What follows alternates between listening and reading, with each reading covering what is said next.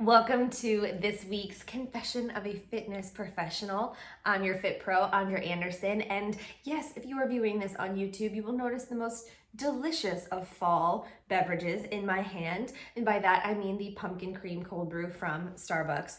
And my go-to, the way I like it, is the grande size, but without any vanilla syrup. I don't want to add any extra. I feel like it just makes it a little too sweet for my liking. I like sweet, but too much sweet kind of like hurts my teeth. So this is like just enough. And yes, I am one of those people who will celebrate a holiday a little early. We're at the end of August. I'm already filming my Halloween challenge, so get ready for that. I am already thinking about my November gratitude challenge and fall into fitness, and even thinking ahead to the holiday season. And I love to plan. Planning is my love language, and it just keeps me going when I know what the next thing is, the next step. And I want to always try to be a step or two ahead, so that I feel like I'm consistently producing good fitness content for you to have and to do, to keep you moving every single day. That's always been my goal.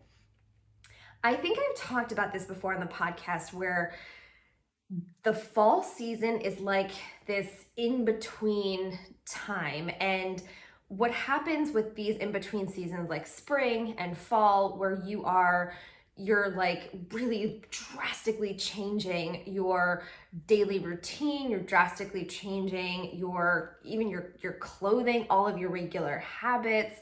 It sort of stirs up some gray areas, stirs up some creativity, some curiosity. You might find yourself having emotions that are a little more intensified during these seasons, or find yourself kind of venturing into conversations you didn't think were in you. Kind of your subconscious is like boom, pushed out.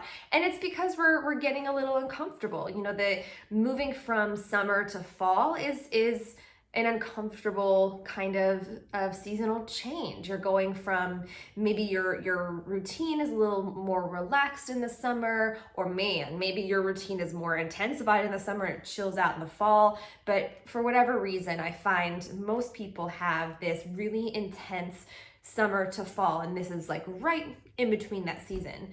So I thought I would celebrate that with a kind of an uncomfortable notion in the fitness professional world. And this is not limited just to the fitness profession. I have experienced this in my other professional life. I think it could go cross professions. It's just a human thing. And that is that criticism and facing criticism is really difficult, and it's something that we try to avoid and shy away from and think is bad. But here's my confession of the week. Criticism can change your game. Criticism can be the thing that will move you from point A to point like J, like speed, boom, turbo, straight ahead. Why? So what got me thinking about this for real is about a week ago, or maybe it was 2 weeks ago, maybe it was even 3 weeks ago. Time is just fleeting at this moment. Who even knows what day it is? One of the gyms where I work got this anonymous letter from a patron that was basically proclaiming they really enjoyed the facility, they enjoyed the classes. However, they were dissatisfied with the choice of music and some of the movements that were witnessed or happening in those classes. So that kind of went to the head honcho of the organization and filtered down to the kind of the manager of the facility where I teach. And this person reached out to all the instructors to let us know, I am not going to be like going through and filtering what you're doing, but make sure it is top 40, make sure it is clean, make sure it's not in poor taste. And immediately I was thinking about the kind of music that I do, the kind of movements, and it's a fun environment. So I teach high fitness, and high fitness is fun and energetic. And yes, there are some kind of vulgar songs and maybe questionable movements, but it is a safe environment, a class filled with mostly middle-aged women who just want to like let their hair loose, have a good time. So my playlist might include songs like Pony by Genuine. I mean, you gotta do it. It might include songs like Big Butts and I Cannot Lie. I don't think I've actually done that one at this location, but now I really want to. London Bridge by Fergie. I mean, just songs that have suggestive lyrics. But like, honestly, look at the top 100 and point to me, fewer than 20 or 25 that don't have kind of vulgar content. It's just human nature.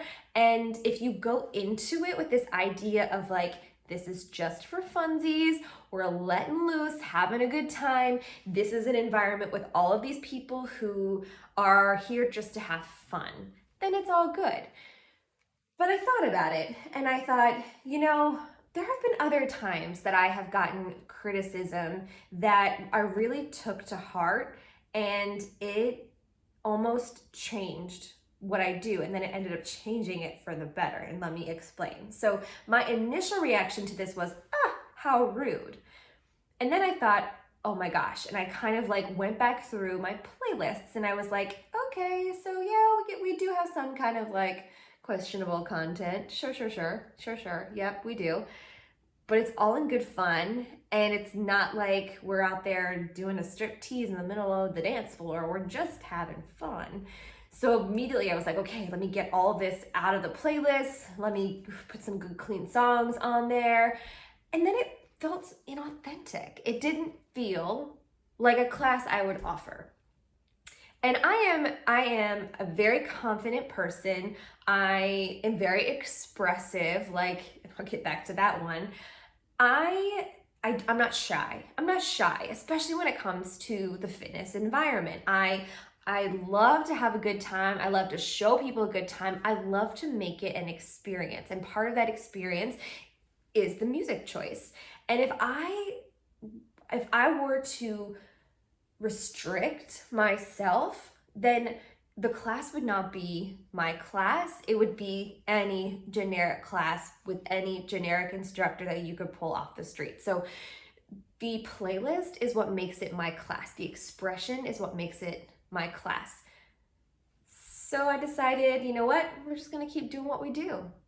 And I don't know that we were supposed to say anything to our clients, but I did say something and found out that they had heard from other people anyway, so I was not the first to spill the beans. But they were outraged, and I was like, okay. They were like, we love the music, we love the movements, and we can't even pay attention to what the words are saying. So maybe they're not great, but we have no idea. Keep going. So I almost took that criticism to heart and completely changed what I was doing. But then I stopped and listened to my gut and realized what you're doing is authentically you. And you know what? If it ends up that it ruffles too many feathers and I end up having to break contract with that facility, then I'll just have to go back to square one and find another place to go. It's not like I haven't taught at other facilities before. So that's kind of where I took that. And that's why I think, initially that criticism, it sucker punched me. And I thought, oh my goodness, I'm doing something wrong. I'm being incorrect. I'm being wrong. I offended somebody. Here we go. But you know what? We want to offend people. If you believe passionately in what you're doing and you're showing up as your authentic self, you're probably gonna piss somebody off. You're probably going to offend somebody. And you know what? I take that as I'm doing the right thing. So I'm gonna keep doing me. Here's another instance where I received criticism that I almost took to heart. Let's see, how many years had I been teaching at this point? I'd probably been teaching 6-7 years at this point, feeling pretty good about myself. And I happened to be recruiting, worked for a college. I was recruiting in an area, And I had to be there over the weekend, just the way the recruitment schedule worked. And it so happened that that particular weekend, there was a fitness training for Turbo Kick, which is no longer. Rest in peace, Turbo Kick, such a fun class. And it was with this really awesome instructor that I'd seen on Facebook. And I was like, oh my gosh, the stars are aligning. I need to go to this training. I was already certified in Turbo Kick, but why not go and pick up some new tips, learn some new tracks, meet some other people, and have the opportunity to meet this guru in real life. So I went. And part of the training environment was making sure you felt comfortable with the style, with the tracks, with the music, with the rhythm, all of those things, but also that you were developing yourself as an instructor. So the master trainer would put us in groups and have everybody kind of alternate teaching that group a particular track. And she would come around, make notes, share some feedback, and you were expected to like alter based on that feedback. And prior to this, here's my crazy storytelling going again. Prior to this, I asked one of our student workers to come in and take some photos of me teaching. And she was like, Andrea, I had a hard time capturing photos of you teaching because your face was so loud. And I was like, what do you mean? My face is extremely expressive when I teach, and I don't photograph like super cute when I teach. Like I'm like, scrunching my forehead, big eyes, mouth open, scrunching my nose, going like this, going like that. I mean, super expressive when I teach. And she was like, I didn't get like a normal photo of you. And then I was kind of like, oh, that's sad. I don't take good photos. But looking back on it, I took authentic, that is what I look like teaching, and that is what people come to my classes for, is the weird karaoke that you didn't know you needed. Maybe that keeps people away too, who knows? But anyway, this master trainer said to me, I want you to watch your face. And I was like, oh no, here we go. And the photograph classes had like just happened maybe a month ago, so it was kind of fresh in my mind. And she was like, I want you to have more of a professional face. Like, I want you to be taken seriously as a fitness professional. And that was really the first time I heard the term fitness professional. I was just an instructor. I was an instructor up until that point. And she said, expression is good and you want to be creative and be loud, but you want people to take you seriously, and you want to comfort people and make them feel confident in your teaching ability. So I quieted my face, and dang, was that hard. It was so hard to have this like strong face while I was teaching, because movement makes me happy. I like to smile big. I like to be goofy. I like to do little solos, especially if it's a song that my crew feels really comfortable with and they know the choreography, they know the track. I'll let loose and do a little solo, and it's super, super fun. I love that. And it makes the energy just rise in the class, and I just absolutely love it. But that was a criticism of like, you are not professional enough. You are not being a fitness professional. You're being kind of goofy.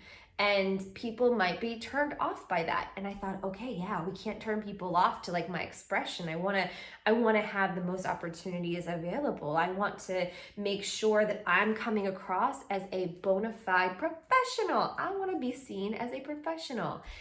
But you know what? I'm so glad that I did not take that to heart, and I didn't go back and use that criticism, because my expression is what people have said they enjoy about my classes.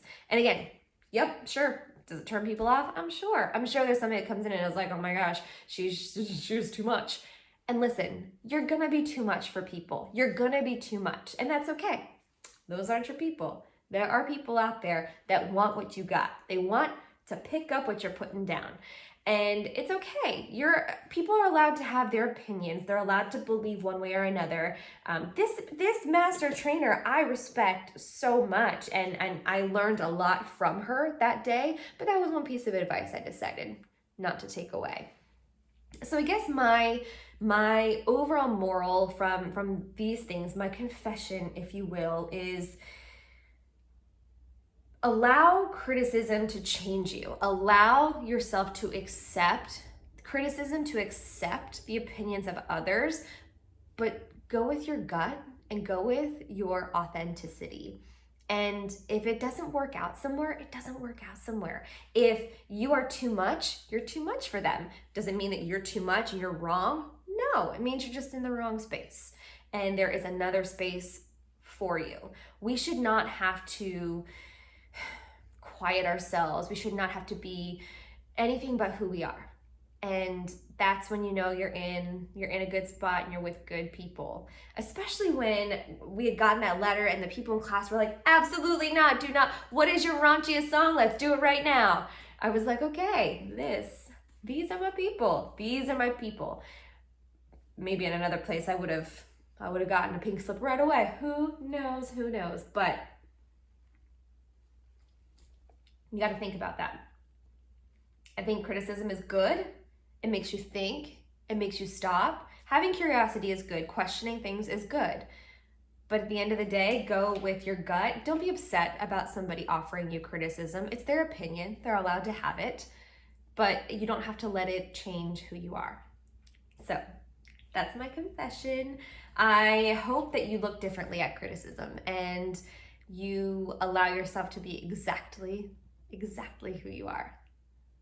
All right, that's our confession for this week. Go get yourself a yummy, delicious fall beverage because I don't know when you're listening to this, but in my world, Friday is September and September is fall and fall is pumpkins and that's the rules. Bye.